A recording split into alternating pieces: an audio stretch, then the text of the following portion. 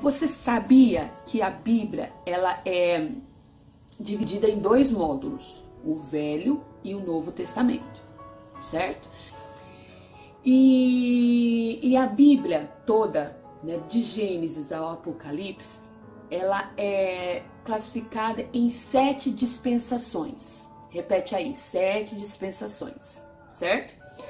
Quais são essas dispensações? O que é dispensações? É a forma que Deus lidar com o seu povo. A forma que Deus lidou, né, com o seu povo e ele lidar com o seu povo. Ou seja, se Deus lidou com o seu povo e está lidando ainda com o seu povo entre essas 7 dispensações, então é um ciclo, entende? É um ciclo que vai e volta, vai e volta, vai e volta, certo? Bem, quais são essas 7 dispensações? Nós temos a primeira, inocência, a segunda, consciência, a terceira, governamental, a quarta é patriarcal, a quinta é lei, a sexta é graça e a sétima é milênio ou reino, tá bom? A inocência, né? Aplicando isso na forma bíblica, na história de como Deus lidou com o seu povo. A inocência é naquele período de Adão e Eva. Sabe quando Deus criou Adão e Eva e eles estavam morando no paraíso? E tudo era bom. Eles viviam do bom do melhor, comiam do bom do melhor. Deus deu aquele paraíso para eles desfrutarem. E nada era ruim naquele lugar. Tudo era muito maravilhoso mesmo. E assim, tudo que era mal, tudo que era ruim, não era, eles não tinham nem previsão, nem consciência, né? Já indo para o segundo tópico, do que era ruim. Porém, aí entra a segunda etapa, que é da segunda fase, quer dizer, que é da consciência. A consciência, como já falei, é aquele momento que foi apresentado a eles o mal. Então, eles só tinham conhecimento do bom. E aí, foi apresentado o mal, certo? Veio a serpente, enganou a Eva, ela comeu da maçã, e ali o mal começou a fazer parte. Eles tiveram a consequência do seu erro, porém, todo tipo de mal, tudo que é mal, né?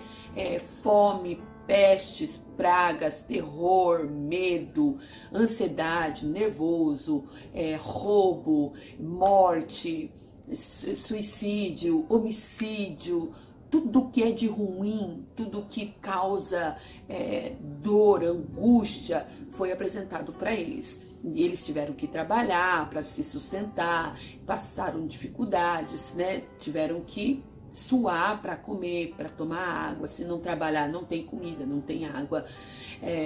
Teve que, né, a mulher amamentar, sentir dor na amamentação, sentir dor na parto. Ou seja, tudo que era ruim, eles foram revelados para ele no momento da consciência. Aí a terceira fase é governamental, né, que é aquele momento que eles têm que trabalhar, que tem que, sabe, fazer a sua casa, que tem que se esconder da chuva, do sol, que tem que, né, cozinhar para comer, tem que buscar água para beber, e tem que, tipo, buscar mais conhecimento para não passar por dificuldades piores. Então essa fase é do governamental, de governar, de decidir e de, né, para que possa ter um futuro próximo. Aí a quarta fase foi patriarcal, que é a fase, né, de Abraão, onde Deus, né, fez promessas, onde ele constituiu família, onde ele realmente disse a importância da família, do pai, dos filhos, e que cumpriu aí esse projeto, né, de prosperar a família, de prosperar e de nos mostrar, né, como que é uma família de verdade. Logo depois, na quinta fase, vem a lei. A lei é das tábuas da lei, dos mandamentos, as regras para você não morrer, né, de enfermidades. Existiam regras. Na Bíblia está especificado no livro de Êxodo os 10 mandamentos. Porém, esses são os 10 mandamentos para com Deus. Porém, se não me falha a memória, em Levíticos existe mais 613 ou 615 mandamentos, certo? E esses mandamentos é para com o homem, de homem para com homem. Aí lá fala que você não pode comer carne de porco, lá fala que você não pode tomar algumas outras coisas. Ou seja, lê lá os mandamentos para você entender, tá bom? Então tem os mandamentos, os 10 mandamentos, que é o mandamento para com Deus, e tem aí os outros mandamentos que é para o homem, né? Para o homem ser feliz, bem-sucedido e próspero e etc e tal. Na sexta fase, nós temos a fase da graça. Essa fase da graça é a fase onde que Jesus, através da sua morte em cruz, nós deixamos de ser escravo do pecado. Porque qual era a consequência do pecado antes? Era a morte. Ou seja, você morria, você ia direto para o inferno, certo? Mas aí Jesus veio, Jesus pregou a palavra, Jesus conquistou várias pessoas. E aí Jesus morreu. A palavra de Deus diz que quando Jesus morreu, no terceiro dia que ele ressuscitou, ele foi até o inferno.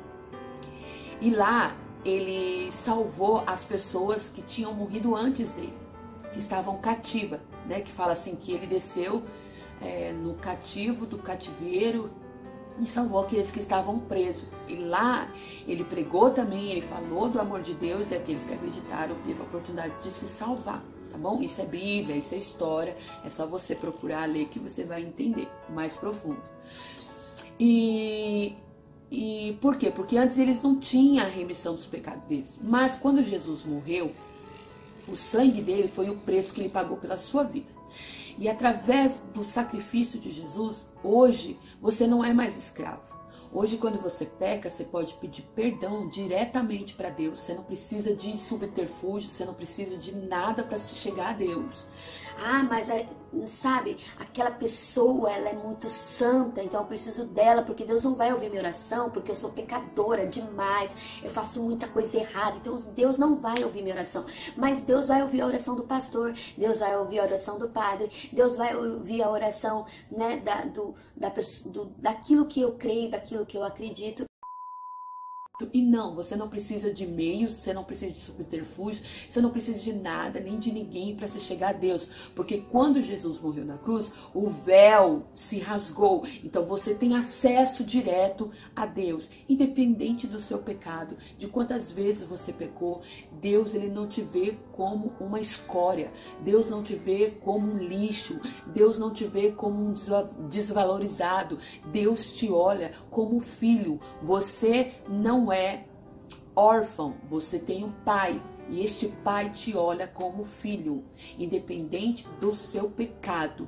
Deus está de braços abertos para te perdoar, para te renovar, para te lavar e mudar a sua história e mudar a sua vida, tá bom? Então essa é a sexta fase. Então você tem essa graça de ter sua história mudada, seus pecados perdoados e viver o novo de Deus. Então a graça é nada mais do que você viver o novo de Deus, viver uma nova história, viver, amém? E na sétima fase nós temos o milênio. O que é o milênio? Justamente é aquele momento onde você se encontra com Jesus e você vive em adoração de adoração, ou seja, cantando, né, adorando ao Senhor a vida toda e eternamente. Ou seja, é o tempo de cantar, né? É o tempo de glorificar, é o tempo de adorar, e chega de luta, e chega de choro, e chega de tristeza.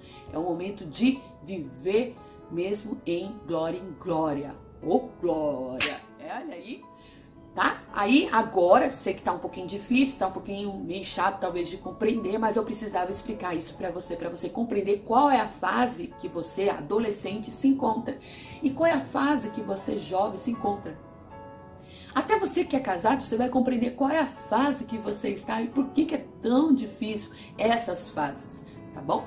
Então, vamos voltar lá no ciclo, já que é tudo um ciclo, e agora a gente vai falar dessas fases, qual é, né, porque Deus lidava com o povo, agora qual é a fase que Deus lidar conosco.